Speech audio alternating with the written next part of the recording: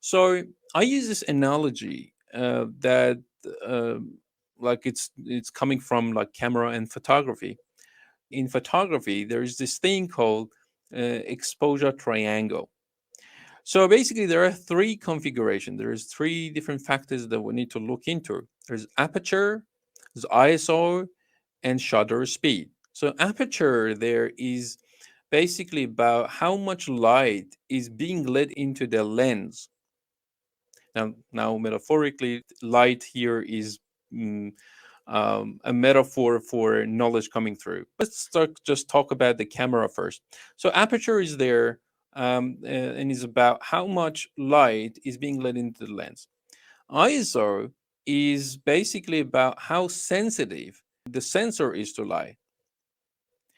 And then they have shutter speed, which is about like the amount of time that the shutter allows light into the sensor, or how long is the shutter going to stay open. For example, like if you want to take a very good, vivid, nice photo of the moon at night when there is not much exposure of light, then you want to keep this shutter as open as possible for as long as possible, or for a very long period of time, so that then you can capture that nice, vivid, clear picture, as opposed to distorted, blurry, unclear picture. So I use this analogy, and when it comes to our understanding or how we see reality out there, so in from a being framework perspective, and when I talk about awareness of knowledge of different paths that we basically need to learn, now particularly about us human beings, um, now so awareness is like the aperture. Awareness is about like how much light is being let into the lens. A light being the knowledge that you're going to receive and comprehend. Now, when it comes to authenticity, then it's like the ISO. Authenticity is about how sensitive the sensor to light. In another word, what we're saying is, as you are learning new knowledge, how sensitive you are. Are you being lenient and fickle? You just accept whatever it's being presented to you, or no, you are a critical thinker. You you do have certain filters, and you try to do your best to check the validity of the knowledge that is being presented to you, and then you internalize it and then accept it. Yeah, now there are various different ways that different people may tap into in order for them to trust something. Some person may go, if the government says it, then that should be reliable. Some go, no, it needs to come purely from objective, exact science, academic studies, and if there is a paper release on that, then therefore I'm going to rely on it 100%. And some may go, if my religious scripture is telling me. So we don't want to go to all these differences, but basically what we're saying depends on how you as an individual are relating to authenticity. Then that's going to determine in great part how you're going to filter out this new knowledge that you're going to receive, how lenient or fickle you're going to be, or how accurate you're going to be in receiving the knowledge. Are you going to be sensitive or not? And if so, to what degree? Yeah. So then comes to vulnerability. So vulnerability as a mood here, as this state of mind, this quality that we all relate to in one way or another. So it's like the shutter speed.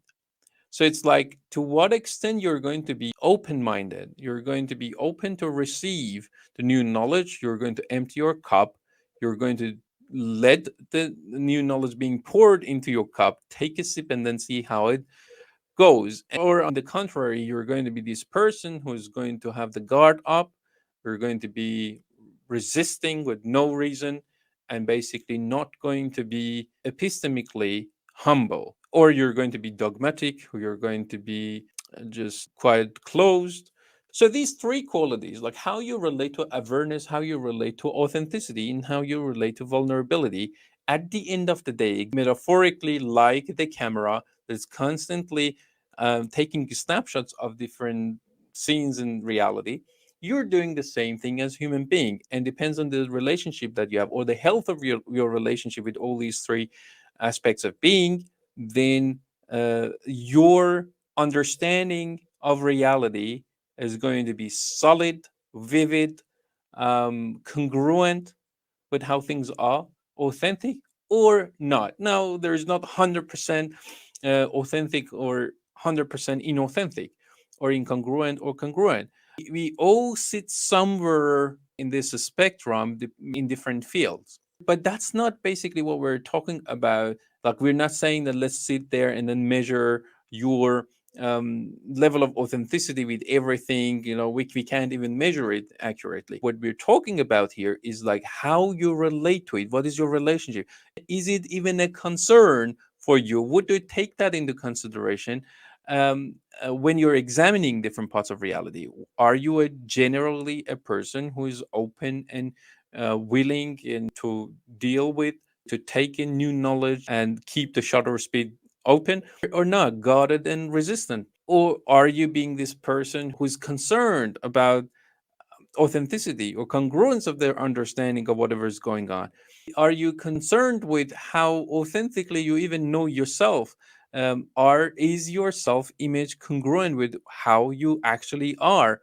Or is the persona that you're projecting out there when you go for a job interview, when you are leading a team, leading an organization, in your family setting, in all different dimensions of our life, are you projecting knowingly? Are you projecting this persona which is exaggerated, which is far away from who you know yourself to be? So that's the conversation. Yeah.